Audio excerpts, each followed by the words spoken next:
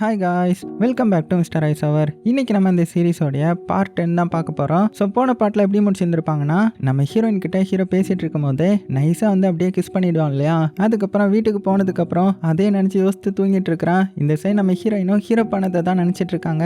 So ஹீரோவும் மனசுக்குள்ள ஐயோ இவ்வளோ மோசமாவா நான் ஹீரோயினுக்கு ப்ரப்போஸ் பண்ணுவேன், அவள் என்ன நினச்சிருப்பா நம்மளை அப்படின்ற மாதிரியே யோசித்து தூங்கிட்டு இருக்கேன். இப்போ அடுத்த நாள் காலையிலே ஆகுது. நம்ம ஹீரோ எந்திரிச்சதுமே நல்லா ட்ரெஸ் பண்ணிட்டு ஹேர் ஸ்டைலெல்லாம் செட் பண்ணிட்டு இருக்கிறான். ஸோ இதை பார்த்த பாட்டிமாவும் அடே என்னடா பண்ற நீ அப்படின்ற மாதிரி வந்து கேட்குறாங்க. அதுவா ஒன்றும் இல்லை, நான் கொஞ்சம் வெளியில் போனேன் அப்படின்னதும், வெளியில் போறியா, ஒருவேளை டேட்டிங் ஏதாவது போறியா என்ன அப்படின்னதும் நம்ம ஹீரோவும் ஆமா டேட்டிங் போகிறதாவே வச்சுக்கோங்களேன் அப்படின்னு சொல்ல பாட்டிக்கு வந்து செம சந்தோஷமாயிடுது. என்னுடைய பேரன் டேட்டிங் போகிறான், அவனுக்குன்னு ஒரு பொண்ணு கிடைச்சிட்டா அப்படின்னு சந்தோஷமா அவங்களே ஹேர்லாம் செட் பண்ணி விட்டுறாங்க. அதுக்கப்புறம் ஹீரோக்கு என்ன ட்ரெஸ் போடலான்ற மாதிரி அழகெல்லாம் பார்த்துட்டு இருக்காங்க. அப்படி கடைசியாக ஒரு ட்ரெஸ்ஸையும் நம்ம ஹீரோ வந்து சூஸ் பண்ணுறான். அதுக்கப்புறம் கரெக்டாக நம்ம ஹீரோயின் கிட்ட வந்து இதை காமிக்க ஸோ ஹீரோயினும் அதை பார்த்து செம ஷாக்காகிறாங்க.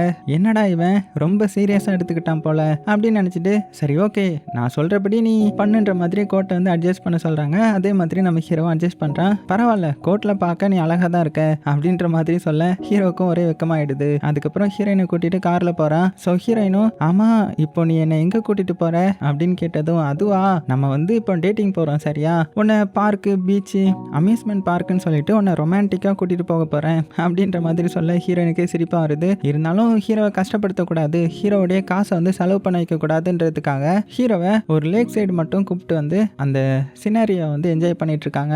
அப்படி கொஞ்சம் நேரம் ரசித்து பார்த்துட்டு அங்கேருந்து அப்படியே கிளம்புறாங்க.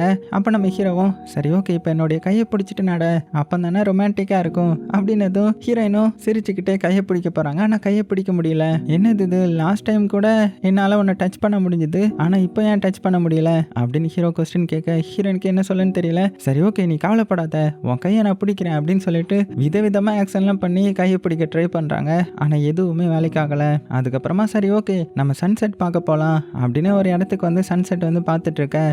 அப்போ நம்ம ஹீரோவுக்கு வந்து ரொம்ப தேங்க்ஸ் சொல்கிறா. இந்த மாதிரி நீ எப்போதுமே என் சைடு நிற்கிறது எனக்கு ரொம்பவே சந்தோஷமாக இருக்குது அப்படின்னதும் அப்போ நம்ம ஹீரோவுக்கும் ஞாபகம் வருது. அதுவும் அந்த மந்திரவாதி சொன்னது. அவன் என்ன சொன்னான் தெரியுமா, ஒரு பேய் ஒரு மனுஷனை உண்மைக்குமே லவ் பண்ணி அந்த மனுஷனும் அந்த பேயை உண்மைக்குமே லவ் பண்ணா அந்த பேய் வந்து ஹெவனுக்கு போயிடுவான்ற மாதிரி சொன்னாங்க. ஆனால் நான் உன்னை உண்மைக்குமே லவ் பண்ணுறேன், ஆனால் நீ என்ன உண்மைக்குமே லவ் பண்ணலையா, அதனால தான் நீங்கள் இருந்து போகாமல் இருக்கியா ஹெவனுக்கு அப்படின்ற மாதிரி சொல்ல ஹீரோனுக்கு செம டென்ஷன் ஆகிடுது. சார் அப்படின்னா நானும் தான் கேட்கணும்ல, நீங்களும் அப்போ ஃபேக் ஃபீலிங்ஸ் தான் என் மேலே வச்சிருக்கீங்களா அப்படின்ற மாதிரி கேட்க நம்ம ஹீரோவும் அப்படிலாம் ஒன்றும் கிடையாது, என்னுடைய ஃபீலிங்ஸை ப்ரூவ் பண்ண நான் என்ன வேணாலுமே பண்ணுவேன், என்ன பண்ணணும் சொல்லு அப்படின்ற மாதிரி கேட்டுட்டு இருக்கிறான். ஆனால் ஹீரோயின் வந்து கோவமா நம்ம வீட்டுக்கு போகலாம் அப்படின்ற மாதிரி சொல்லிடுறாங்க. அதுக்கப்புறம் ரெண்டு பேரும் வீட்டுக்கு வராங்க. ஸோ வீட்டுக்கு வந்ததுமே பாட்டி வந்து நம்ம ஹீரோவை பார்த்து என்னப்பா பேராண்டி எல்லாம் நல்லபடியாக போச்சா அப்படின்னதும், ஆனால் நம்ம ஹீரோ கோவத்தில் அதெல்லாம் ஒன்றும் இல்லை பாட்டி, இப்போ தான் எனக்கு தெரிஞ்சுது ஆப்போசிட்டில் இருக்கிறவங்க என் மேலே ஒரு ஃபீலிங்ஸும் வைக்கலன்றது, அதனால தான் நடக்கலை எதுவுமே அப்படின்ற மாதிரி சொல்ல அப்படியே இந்த சைடு நம்ம ஹீரோ அடுத்தது எங்கே வரானா நேராக அந்த மந்திரவாதியை மீட் பண்ண தான் வரான். ஸோ மீட் பண்ணி இந்த மாதிரி நான் அந்த பேய்கிட்ட உண்மையான ஃபீலிங்ஸ் காமிச்சேன், ஆனால் அவளும் என் மேலே உண்மையான ஃபீலிங்ஸ் காட்டின மாதிரி தான் இருக்குது, ஆனால் அவள் வந்து இந்த உலகத்தை விட்டு மறைஞ்சி ஹெவனுக்கு போகலை ஏன் அப்படின்னு கொஸ்டின் கேட்க உடனே மந்திரவாதியும் இங்கே பாரு இதில் ரெண்டு காரணம் தான், ஒன்று நீ அவன் மேலே ஒழுங்கான ஃபீலிங்ஸ் வச்சிருக்க மாட்டேன், இல்லைனா அவன் மேலே ஒழுங்கான ஃபீலிங்ஸ் வச்சிருக்க மாட்டா, அப்படி இல்லைனா இன்னொரு காரணம் என்னன்னா உண்மைக்குமே அவள் பேயா இருக்க மாட்டா, வேற ஒரு எக்ஸிஸ்டன்ஸாக இருப்பா அப்படின்ற மாதிரி சொல்லிட. ஸோ அதை கேட்ட நம்ம ஹீரோவும் ஷாக்கிங்லாம் நேராக வீட்டுக்கு வரான். அப்படி வரும்போது அவனுக்கு ஒரு ஃபோன் கால் வருது. யாருன்னு பார்த்தா இவங்க வந்து ஒரு போலீஸ் ஸ்டேஷனில் ஃபோன் நம்பர் கொடுத்துட்டு போயிருப்பாங்க இல்லையா, அந்த போலீஸ்காரர் வந்தால் கால் பண்ண சொல்லுங்கன்ற மாதிரி அந்த போலீஸ் தான் கால் பண்ணியிருக்கிறாரு. அது வேற யாரும் கிடையாது, நம்ம ஹீரோயினுடைய அப்பா தான். ஸோ அவர் கால் பண்ணி என்னப்பா தம்பி என்னை பற்றி போலீஸ் ஸ்டேஷனில் விசாரிச்சுட்டு போனியாமே அப்படின்னதும் ஆமாம் சார் இந்த மாதிரி 5 வருஷத்துக்கு முன்னாடி உங்கள் ஃப்ரெண்டு போலீஸை பற்றி பேசணும், அதுக்காக உங்களை மீட் பண்ணணும் அப்படின்ற மாதிரி சொல்லிட அவரும் ஓகேன்னு சொல்லிடுறாரு. இப்போ அடுத்த நாள் காலையில ஆகுது. நம்ம ஹீரோயின் வந்து இன்னுமே கோவமாக தான் இருக்காங்க.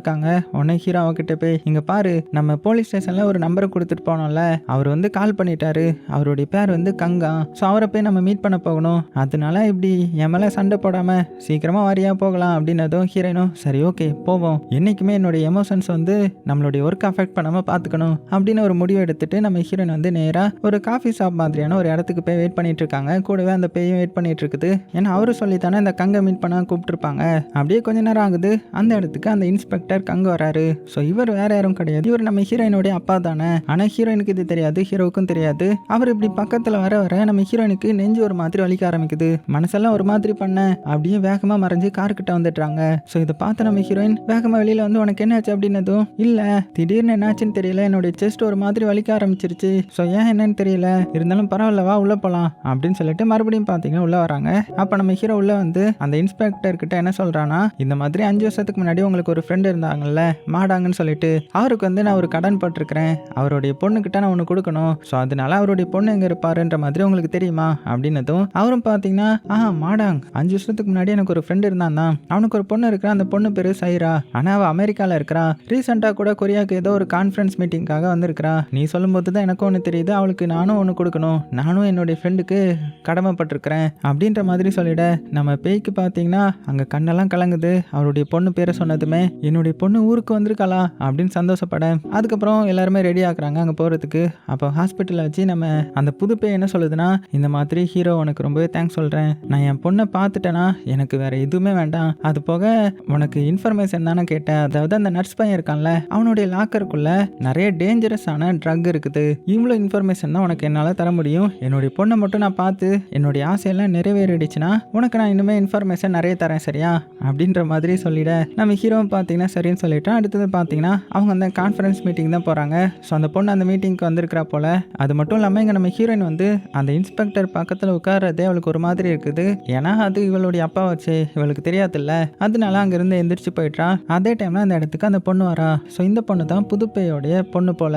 ஸோ அவளை பார்த்ததுமே இந்த புதுப்பைக்கு ரொம்ப எமோஷனல் ஆகிடுது, வேகமாக பக்கத்தில் வந்து நின்று, நான் உன்னை எவ்வளோ மிஸ் பண்ண தெரியுமா, நான் பண்ணது எல்லாத்துக்கும் சாரி, என்னை மன்னிச்சிடு அப்படின்னு அழுது பேச ஆரம்பிக்கிறாரு. ஆனால் அதுதான் அவளுக்கு கேட்காது இல்லையா. இப்போ அப்படியே கட் பண்ணா அதுக்கப்புறம் ஒவ்வொருத்தராக வந்து பேச ஆரம்பிக்கிறாங்க. ஸோ நம்ம ஹீரோவும் இந்த மாதிரி உங்கள் அப்பாவை எனக்கு தெரியும், அவருடைய பொருள் வந்து கொஞ்சம் என்கிட்ட இருக்குது அப்படின்னதும், இங்கே பாருங்கள் எங்கள் அப்பாவை பற்றிலாம் என்கிட்ட பேசாதீங்க, ஸோ வேறு ஏதாவதுனா சொல்லுங்கள் அப்படின்னு சொல்லிட, அடுத்தது உடனே இந்த இன்ஸ்பெக்டர் கங் பேசுகிறாரு, இங்கே பாருமா உனக்கு உன்னுடைய அப்பாவை பிடிக்காதுன்னு எனக்கு தெரியும், ஆனால் உன்னுடைய அப்பா வந்து இந்த யூஎஸ்பியை இவ்வளோ நாள் கூடவே வச்சுருந்தாரு, அடிக்கடி அதை எடுத்து எடுத்து பார்த்துப்பாரு, அப்படி இதில் என்ன இருக்குன்றது எனக்கு தெரியாது, ஸோ இந்த யூஎஸ்பியை வந்து நான் உங்ககிட்ட கொடுத்துட்றேன், இதை நீ வச்சுக்கிறதும் தூர போடுறதும் உன்னுடைய விருப்பம் தான் அப்படின்னு சொல்லிட்டு கிளம்பிட. இவளுக்கும் பார்த்தீங்கன்னா அதில் என்ன இருக்குன்னு தெரியல. அதுக்கப்புறம் அவன் அங்கேருந்து கிளம்பும்போது மறுபடியும் நம்ம ஹீரோ வந்து பேச ஆரம்பிக்கிறான். டேரெக்டாகவே சொல்லிடுறான், இந்த மாதிரி உங்களுடைய அப்பா வந்து இந்த பக்கத்தில் தான் நிற்கிறாங்க அப்படின்னதும், ஆனால் அவள் வந்து சயின்டிஸ்ட் இல்லையா, அவளுக்கு இந்த பேய்கள் மேலெல்லாம் நம்பிக்கை இல்லை, ஸோ என்ன கதை விடுறீங்களா அப்படின்னு சொல்ல, உடனே நம்ம ஹீரோ என்ன பண்ணுறான்னா அந்த புது பேய் சொல்கிறதெல்லாம் இவன் சொல்ல ஆரம்பிக்கிறான். இந்த மாதிரி உன்னுடைய அப்பா வந்து உன்கிட்ட மன்னிப்பு கேட்குறாரு, உன்னை அவருடைய தங்கச்சி வீட்டில் விட்டுட்டு போனதை நினச்சி ரொம்பவே வருத்தப்படுறாரு, அது மட்டும் இல்லாமல் உன்னுடைய பிறந்த நாளுக்கு ஸ்ட்ராபெரி கேக் வந்து வாங்கி கொடுக்கலன்னு ரொம்பவே வருத்தப்படுறாரு அப்படின்னு சொல்ல, அதெல்லாம் கேட்டே அவளுக்கு ஒரு மாதிரி ஆயிடுது, ஏன்னா அதெல்லாம் உண்மை தானே. ஸோ மன வருத்தத்தில் நேராக அங்கேருந்து கிளம்பிட்டாங்க. ஸோ போனவங்க ஒரு இடத்துல உட்காந்து அந்த யூஎஸ்பியில் என்ன இருக்குது போட்டு பார்க்கலாம் அப்படின்ற மாதிரி போட்டு பார்க்க ஆரம்பிக்க, உள்ளே பார்த்தா இவளுடைய அப்பா வந்து இவளை எந்த அளவுக்கு நல்லா பார்த்துக்கிட்டாங்கன்ற எல்லா வீடியோவும் இருக்குது. அதாவது பிறந்ததுலேருந்து இவ ஸ்கூல் போகிற வரைக்குமே ரொம்பவே பாசமாக ரொம்பவே கேரிங்காக பார்த்துருந்துருப்பாரு, அந்த வீடியோ எடுத்து வச்சுருந்துருப்பாங்க. ஸோ அதெல்லாம் பார்க்க பார்க்க இவளுக்கும் கண்ணில் இருந்து கண்ணீர் வர ஆரம்பிக்குது. ஸோ வேகமாக க்ளோஸ் பண்ணிட்டா. ஸோ இதெல்லாம் பார்த்த இந்த புது பையன் பார்த்தீங்கன்னா மனசுக்கு இப்போ தான் திருப்தியாக இருக்குது. அதனால என்ன சொல்லுதுன்னா, இந்த மாதிரி நாளைக்கு நான் என்னுடைய பொண்ணை ரொம்ப தூரத்துல இருந்து பார்த்துட்டு அப்படியே நான் மறைஞ்சு போயிடுவேன், இந்த உலகத்தை விட்டு போயிடுவேன், என்னுடைய பொண்ணு வந்து ரொம்பவே சந்தோஷமா இருக்கா, ரொம்பவே ஒரு நல்ல நிலைமையில இருக்கிறா, அதை பார்த்ததே எனக்கு போதும் அப்படின்னு அவருடைய பொண்ணை நினச்சி பெருமைப்பட்டுட்டு இருக்க. அப்புறமா அந்த பொண்ணும் பார்த்தீங்கன்னா மறுபடியும் ஸ்டேஜில் வந்து ஸ்பீச் கொடுக்க போகிறாங்க. அப்படி போகும்போது மேலே இருக்கிற ஏதோ ஒரு எலக்ட்ரிக் வந்து ஷார்ட் சர்க்கியூட் ஆகி அது உடஞ்சி இவன் மேலேயே விழுமா. உடனே அப்பா என்ன பண்ணுறாருன்னா வேகமாக ஓடி வந்து அவளை வந்து தள்ளி விட்டுறாரு. ஸோ அப்படி தள்ளி விட்டதில் அவள் பறந்து போய் விழுந்துட எப்படியோ உயிர் தப்பிச்சிட்றா. ஆனால் அவளுக்கு நல்லாவே தெரியும் நம்மளை காப்பாற்றினது நம்மளுடைய அப்பா தான்ன்றது. ஸோ ரொம்பவே ஃபீல் பண்ணுறா. அதுக்கப்புறம் அதே நினச்சி சோகமாக தனியாக உட்காந்துட்டு இருக்கேன். அப்போ அந்த இடத்துக்கு நம்ம ஹீரோ வந்து, இங்கே பாருங்க, கொஞ்சம் மாதத்துக்கு முன்னாடி என்னுடைய அம்மா வந்து ஒரு ஆக்சிடென்ட்ல இறந்து போயிட்டாங்க. நான் என்னுடைய அம்மா கிட்ட நான் மன்னிப்பு கேட்கணும்னு நினச்சிட்டு இருந்தேன், ஏன்னா அவங்க ஆசைப்பட்ட மாதிரி நான் பையனா இல்லை. அப்படி மன்னிப்பு கேட்கறதுக்குள்ளேயே என்னுடைய அம்மா இறந்து போயிட்டாங்க.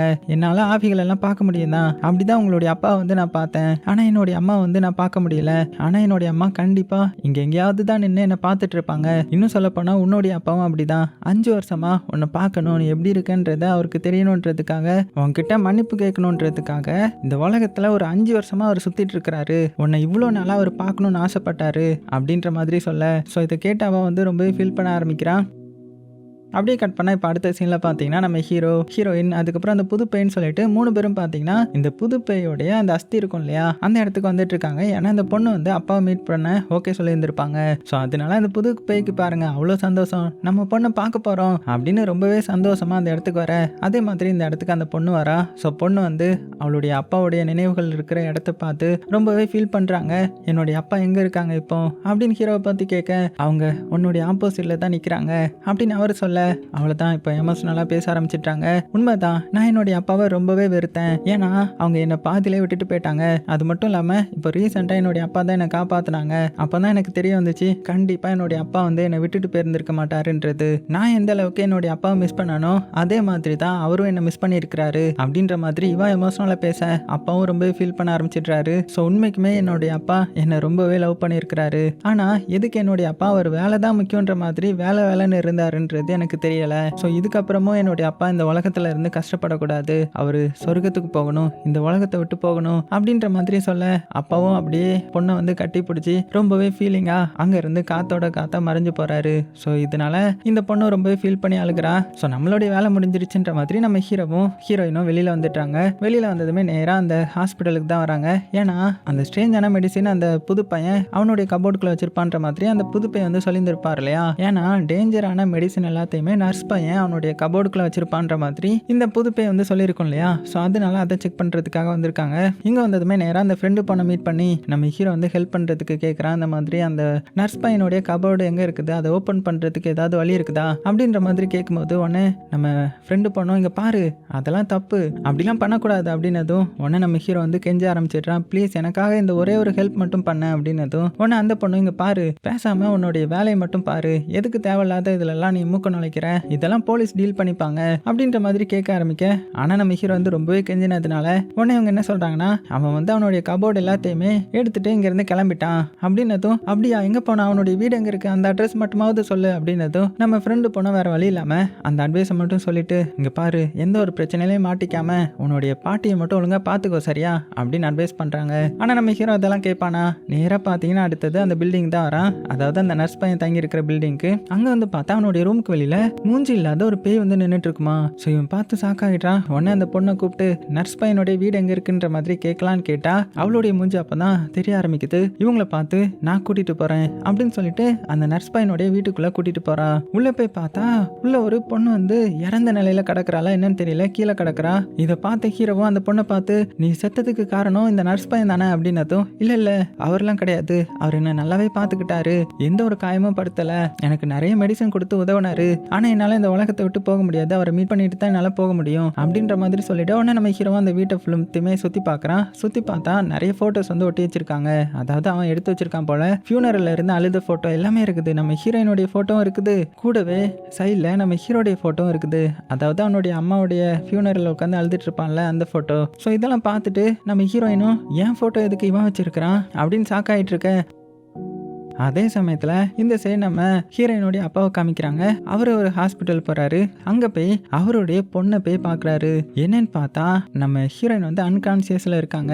அதாவது ஹீரோயின் ஆக்சுவலா கோமால தான் இருப்பாங்க போல. அது மட்டும் இல்லாம வென்டிலேட்டர் வழியா தான் பிரீத் பண்ணிட்டு இருந்திருப்பாங்க. திடீர்னு அவளுக்கு சீசர் மாதிரி ஏதோ வந்துருது. அப்படி வந்ததுல இந்த சைடு இருக்கிற நம்ம ஹீரோயினுடைய உடம்பு வந்து கொஞ்சம் கொஞ்சமா மறைய ஆரம்பிக்குது. உடனே ஹீரோயினுடைய அப்பா வந்து டாக்டர் கூப்பிட டாக்டரும் வேகமா வந்து ஏதோ வந்து ஊசி போடுறாங்க. போட்டதுக்கு அப்புறம் தான் அவளுக்கு நார்மல் ஆகுது. என்ன சொல்றாங்கன்னா இந்த மாதிரி அவளுடைய உடம்புக்கு எந்த ஒரு பிரச்சனையும் இல்ல, இது வந்து ஒரு சின்ன இதுதான், ஸோ பயந்துராதீங்க அப்படின்னு சொல்ல இந்த சைடு ஹீரோயினை பார்த்தா அவளுடைய உடம்பு மறுபடியும் வந்துருது. அவளுக்கு ஒண்ணுமே புரியல.